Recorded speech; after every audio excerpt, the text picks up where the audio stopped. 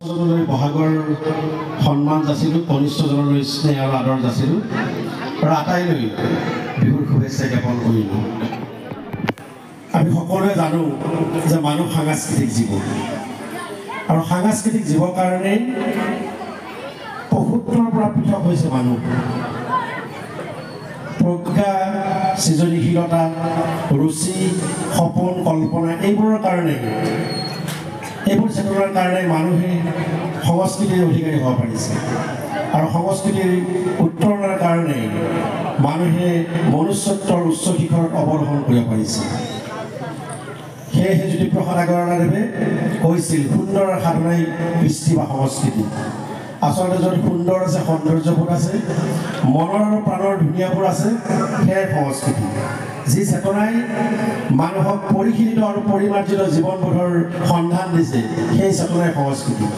যি চেতনাই মানুহক প্ৰগতিৰ শীৰ্ষত আৰোহণ কৰিবলৈ চেতনা দিছে, সমৃদ্ধ কৰিছে, সেয়াই সংস্কৃতি।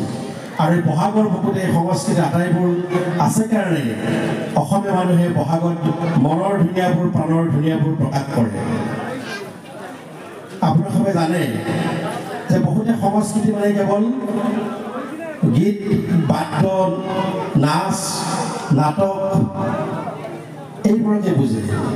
আচলতে সংস্কৃতিৰ সংজ্ঞাই মানুহৰ জীৱন প্ৰক্ৰিয়াৰ লগত জড়িত আটাইবোৰ সত্তাকে জড়িত কৰে। মানুহৰ জীৱনবোধৰ লগত, মানুহৰ জীৱন প্ৰক্ৰিয়াৰ লগত জড়িত আটাইবোৰ কাৰকে হৈছে সংস্কৃতি। আৰু সংস্কৃতিৰ লগত সংস্কাৰৰ সম্পৰ্ক আছে। আদিম যুগৰ পৰা বিভিন্ন স্তৰে স্তৰে মানুহৰ বিকাশ হৈছে, তাত সাংস্কৃতিক চেতনা আছে। সংস্কৃতিৰে আমি সংস্কৃত হ'ব পাৰিছোঁ আৰু সেইকাৰণে বহাগৰ বুকুতে সংস্কৃতি আৰু সংস্কৃতিক হ'বৰ কাৰণে যি প্ৰেৰণা আছে, যি চেতনা আছে, বহাগৰ বুকুত আছে। বহাগ বিহুক কেৱল আমি বিনোদনৰ এটা উপাদান বুলি, বিনোদনৰ এটি অনুষ্ঠান বুলি গণ্য কৰিলে ভুল হ'ব। বহাগৰ বুকুত এটা জাতিক সমৃদ্ধ কৰিব পৰাকৈ, এটা জাতিক প্ৰগতি আনিব পৰাকৈ, মানুহৰ অন্তৰ জীৱনক শুদ্ধ আৰু সংস্কাৰ কৰিব পৰাকৈ, মানুহৰ মনৰ আৰু প্ৰাণৰ ধুনীয়াবোৰ প্ৰকাশ কৰিব পৰাকৈ বহাগৰ বুকুত শক্তি আছে। আহক এই সুন্দৰী খেলৰ এই বহাগৰ অনুষ্ঠানটোৰ পৰা, বিহুৰ অনুষ্ঠানটোৰ পৰাই আমাৰ মনৰ ধুনীয়াবোৰ, প্ৰাণৰ ধুনীয়াবোৰ প্ৰকাশ কৰিম আৰু আমি আমাৰ সমূহৰ কল্যাণৰ কাৰণে, সমূহৰ সভ্যতা আৰু সংস্কৃতিৰ উত্তৰণৰ কাৰণে কাম কৰি যাম। কেৱল ভাল হওক, শুভ হওক, সকলোবোৰ ভাল হওক। সুন্দৰী খেলৰ সেই বিহুৰ পৰাই, সেৱক সংঘৰ উদ্যোগত অনুষ্ঠিত বিহুৰ পৰাই এই বতৰা যাওক আৰু আমি সকলোৱে সংকল্পবদ্ধ হ'বৰ হ'ল, ভাবিবৰ হ'ল, চিন্তা কৰিবৰ সময় হ'ল। এই যিটো বহাগৰ সুষম আৰু বহাগৰ গৰিমা, বহাগৰ বুকুত থকা যিটো সাংস্কৃতিক চেতনাই ক'ৰবাত ম্লান হৈছে নেকি?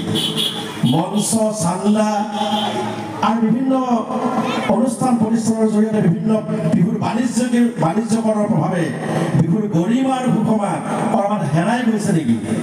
ক'ৰবাত কম বেছি হৈছে নেকি? হিনদেৰি হৈছে নেকি? সেইবোৰ আমাৰ নতুন প্ৰজন্মই ভাবিবৰ সময় হ'ল। নহ'লে বহাগৰ গৰিমা আৰু সুষমা ক'ৰবাত হেৰাই যাব পাৰে। বহাগত আমাৰ অন্তহীন হেঁপাহ আছে, বহাগত আমাৰ অন্তহীন সৌন্দৰ্য আছে, বহাগত আমাৰ মনৰ আৰু ধুনীয়াবোৰ, প্ৰাণৰ ধুনীয়াবোৰ আছে। সেয়েহে আহক জ্যোতিপ্ৰসাদ আগৰৱালাৰ ভাষাৰে কওঁ, অসমীয়া ডেকা দল আগবাঢ়ি যাওঁ বল, আগবাঢ়ি যাওঁ বল, আগবাঢ়ি যাওঁ বল। তাৰপৰা বিহু নাম গাম আৰু বিহু সম্পৰ্কে আৰু এটা মাত্ৰ কথা ক'বলৈ মন গৈছে, সেইকাৰণে ক'ম। আমি বহুতে বিহু কৰ্মশালা পাতোঁ। আচলতে বিহুৰ কৰ্মশালা নহয়, বিহুৰ আখৰ আহে। বিহু ধ্ৰুপদী সংগীত নহয়, এই লোক পৰম্পৰা, ই শাস্ত্ৰসন্মত নহয়, ইয়াত শাস্ত্ৰত দেখা নাই, শাস্ত্ৰীয় নহয়, পৰম্পৰাগত লোক সংস্কৃতি। সেইকাৰণে বিহুৰ আখৰ আহে হ'ব লাগে। বিহু নৃত্য নহয়, বিহু নাচ হ'ব লাগে। বিহু হুঁচৰি নহয়, এবাটি পনৰু এবাটি ঐ খুতুৰা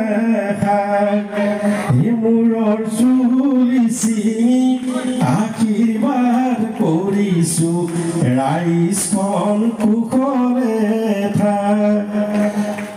সকলোকে পুনৰবাৰ ধন্যবাদ জনাই উদ্যোক্তাসকলক